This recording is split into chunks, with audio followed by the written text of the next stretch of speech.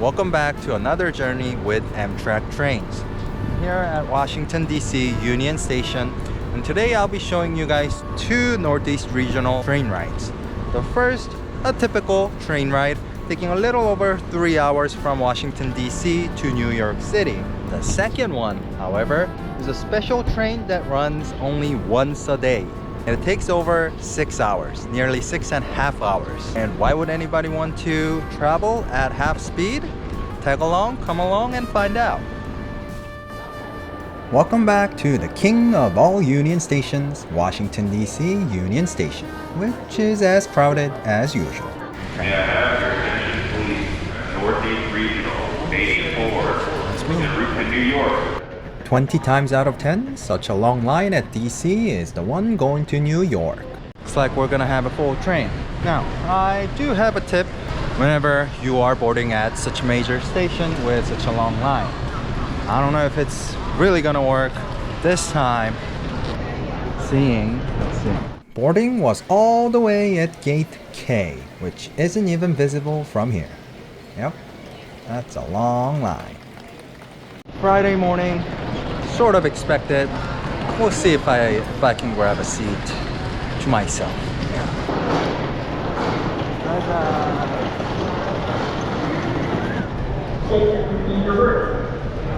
Alright, track 25 is on the left. That means you pretend like you're gonna go left, but go right. Don't ever board the first car you see. It's gonna be packed. And there will be people trying to put up their luggage on the top shelf, taking up the aisle. What I usually do is just walk all the way. As I do, I'll look inside the window, see if it's packed or if it's empty. And 9 times out of 10, departing Washington D.C., I was able to secure a seat to myself. This is also useful if you're trying to seat with your group. Let's see if that'll work today. See how people are trying to put up their luggage, and even inside on the aisle. Keep going, we'll keep going. So are we traveling that way?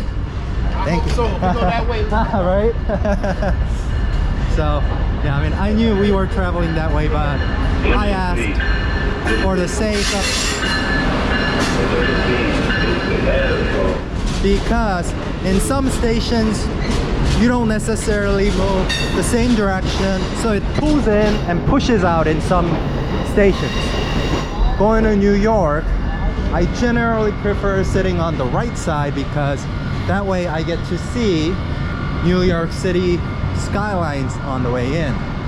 Now usually either the second or the first car is usually a quiet car, but I'll have to double check. Let's see. Alright. FYI, quiet cars have those signs hanging above. See? Train's far more empty if you walk all the way down. Alright. Nice seat with the window. Alright. Now, like I said, empty car and a seat to myself. Gentlemen, please walk forward for seating towards the front of the train. I was about to do a review, but did you hear that? Let's hear it again. Gentlemen, please walk forward for seating towards the front of the train. There you go, even Amtrak agrees. 5 minutes later, folks who were in front of me in the line eventually made it all the way to front of the train for a seat. Anyhow, let's look around my coach seat. Decent legroom compared to planes, much greater overhead space compared to planes. But these short distance northeast corridors are of the smallest legroom in the Amtrak family. Big inconvenience for solo travelers, 2 outlets by the window and window only. Look around the car, you can see the lady and gentleman facing opposite direction, which is the new configuration. And this is how I look in the seat. There's an armrest to the side, which has a button that controls your recline, a squeaky one. At the time, I thought this was as far as I can go. We'll see. In front is a sizable tray table, which even extends. Ooh. And no armrest in the middle. Look above, we got 2 reading lights, no fan control. To the side, we got some flashy lights, probably unintentional. Each car has 2 restrooms, one of which is an accessible one, while the other is a tiny one. Smart light indicator, in and out. Sizable mirror and a typical nothing fancy restroom that'll do the job. And a sponge, Also a coat hook.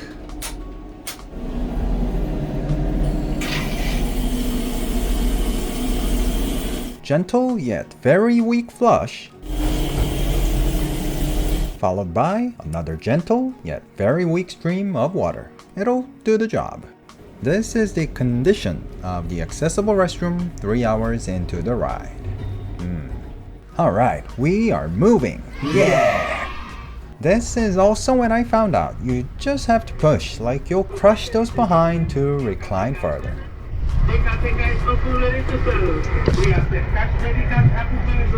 Here's the look of the cafe car, and traveling in this car is also an option. I'll link the menu in the description for the curious, and more of the car to the other side. And here's my lunch: turkey Asiago sandwich, potato chips, and can of Coke Zero for a grand total of $15. Well, it at least has tons of meat, except no mayo. Ah, darn.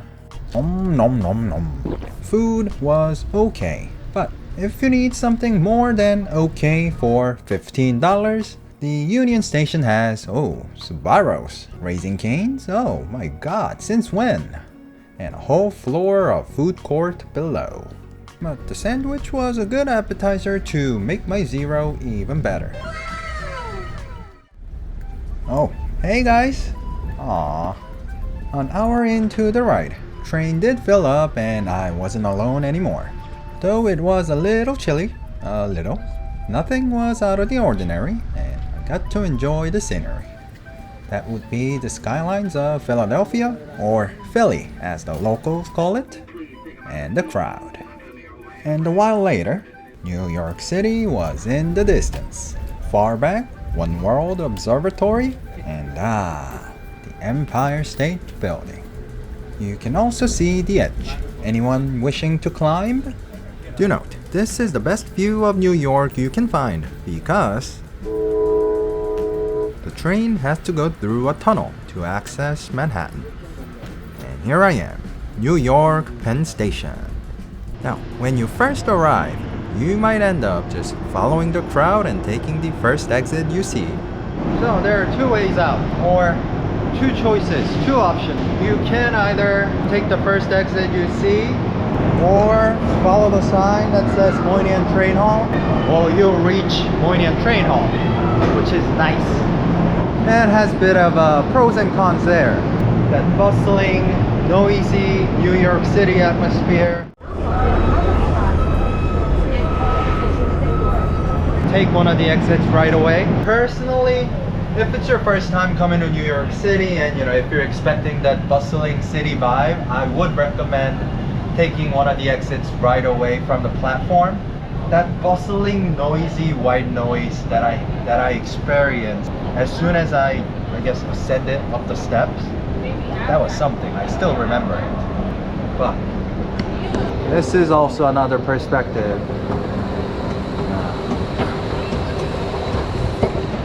Coming up to a nice train hall.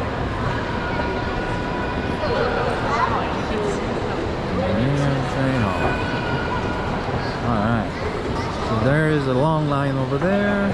There's also a long line over there. I'm sure one of them is going to Boston. The other one's going to Washington D.C. Moynihan Train Hall. Alright. 8th and 33rd. Oh. Thank you very much. Alright.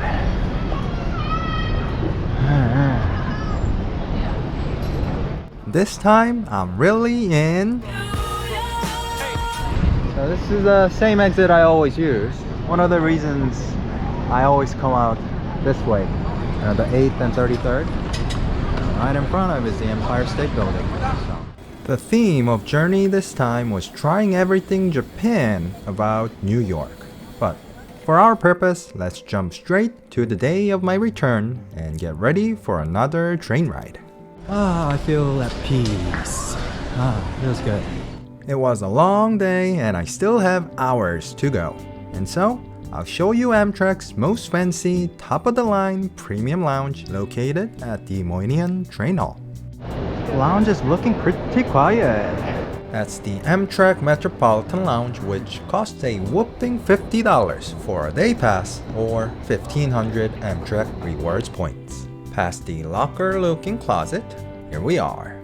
This is the quietest time I've ever seen. Generally, a lot more packed. Generally.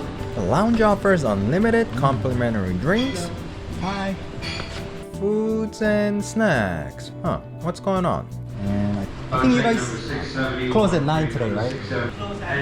Oh, you guys close at 8. Oh, okay. Oh, that makes sense. Yeah, because usually, you guys are full with food. So. Now, I do have my bento. So the kitchen closes at 8. The lounge is still open till 9. Well, so let's not hold them back any further. I got a bottle of, a fancy cane cola and a plate of snacks and cheese. And here are some examples of what I'm missing out on. Oh my gosh, I love Danish. Anyhow, let's settle down and enjoy the lounge. I got myself a sushi bento to try the Japanese train bento culture. Those are in the edits. This lounge offers more than enough for your meal over this beautiful sight of the train hall. This is what I'm seeing right now. There's people watching.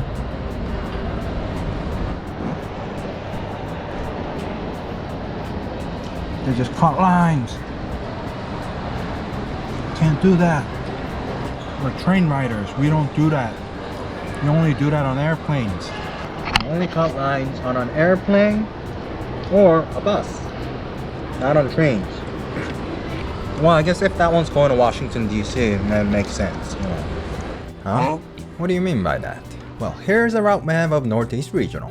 There's the northernmost stop, Boston, and southernmost popular stop, D.C. And here is New York. In other words, except few trains that start here, all trains will be packed with passengers who boarded from earlier stations. And things are pretty chaotic on board. You'll see soon. Oh my god, I'm falling asleep, guys. But you know what though? I bet as soon as I board the train that was designed for you to sleep, my brain would activate. Like, this is the time to think. Wait, designed to sleep, you say? For my second segment, southbound New York to Washington D.C. train departs a little past midnight to Washington D.C. Now, my northbound was about a little over 3 hours. Well, if you depart at 12:30, that means you'll arrive at 3:40, 3:45. And who would want to be on the streets at 3:45 a.m., right? This is in Seoul, South Korea. And so, this special train runs at half speed, taking over 6 hours, so that when we arrive, it is about 6:30, 6:40. In the summer months, it'll be bright outside. On weekends, Metro starts running at 7 a.m. so that people have places to go. Like myself. Yeah. So that's the special train that runs only once a day. A little disclaimer, the train doesn't actually run at half speed, but it does take double the time. I find out the details as I go on the train. Once the lounge closed, I moved over to the regular ticketed waiting area. I'll also be riding the business class to try to see what the differences are. Now, so to be exact, it is scheduled for departure at 12:20 and scheduled to arrive at 6:29. So I'll probably arrive at around 6:50. Just kidding. And so I spent hours admiring the empty Moynihan Hall, the glowing Empire State Building of the night, until midnight. I thought the train was gonna be like empty, but yeah. Quite a crowd, eh? Since business class has an assigned seat, I figured I'll be the last to board. I've always wondered what it'll be like to be the last. Oh, there's someone behind me. Okay. A quick glance and trains were looking full. These people getting off weren't getting off the train. They were simply getting off because the car was full. Passengers were hopping from a car to another in hopes of finding a seat. I mean, yeah, it was packed. That was especially difficult because there were people who needed 2 seats for their feet. Come on. Sorry, man. Which way's business? Second to last. Second? That way? Yeah.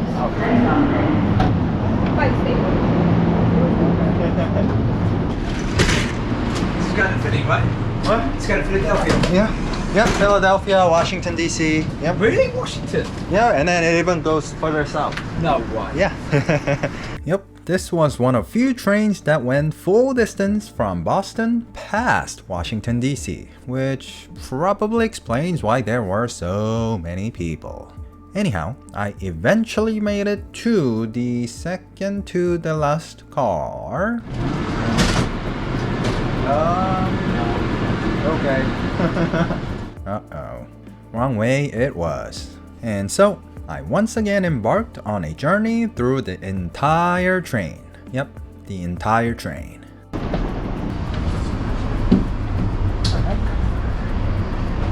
Only to find a barricade. Come on, business car, where are you? Well, that is the cafe car. Alright, the train's moving. It's a business car that? Okay, thank you very much. And I'm guessing the cafe is closed, right? Thank you very much. Finally, past the cafe car was my seat. Okay.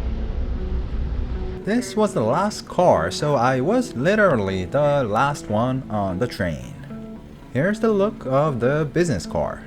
Now, many passengers were asleep, so I figured I'll take a shot from behind. So, here is my single-seater, and business class seats come with a footrest. A footrest. Come on. Ow.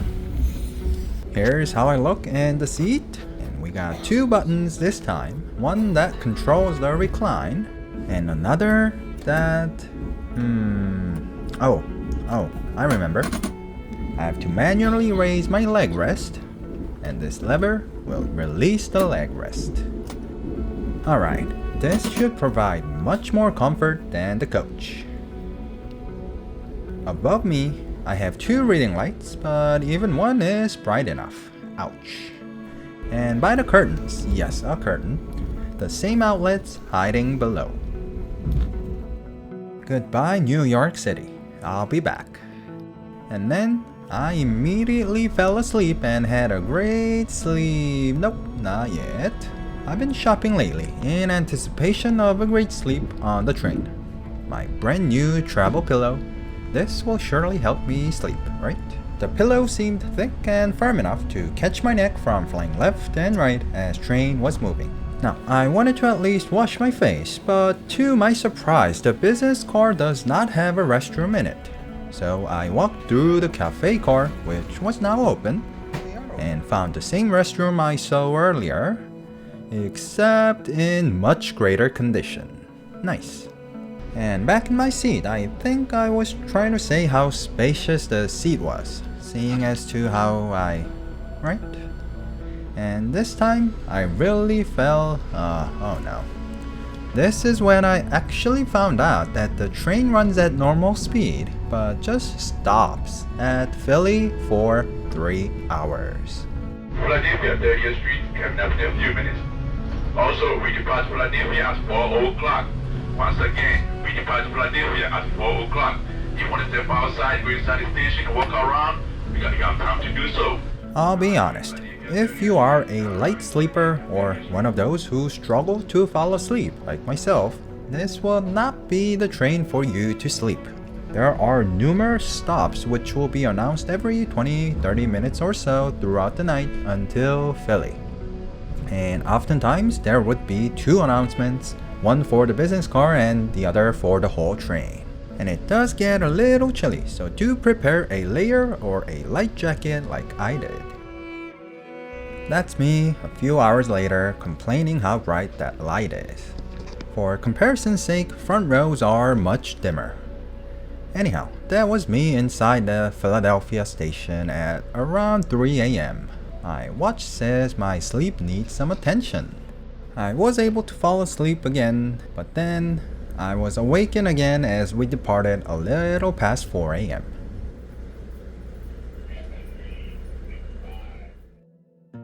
Wakey wakey at 5:30 a.m. The car is now lit and it is bright outside. I don't look too good, do I? Well, it was a fun experience for me. I don't know if I'll make this a reliable, routine method of sleep, but it was fun. Ladies and gentlemen, we now arrive in Washington Union Station. Anybody recognize these? The same apartments I saw as I departed Washington D.C. It's good to be back. And as you can see, there are some people who are going further south. But besides them, even crew members get off here. They're changing the engine.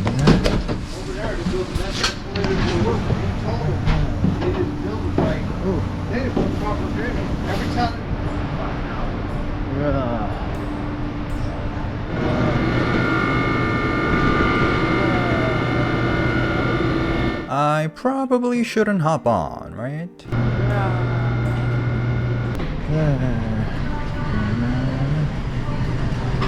Although I don't sound too enthusiastic there, I had 2 hours of sleep. I was happy to be back to the king of all Union Stations, Washington D.C. Union Station. How empty.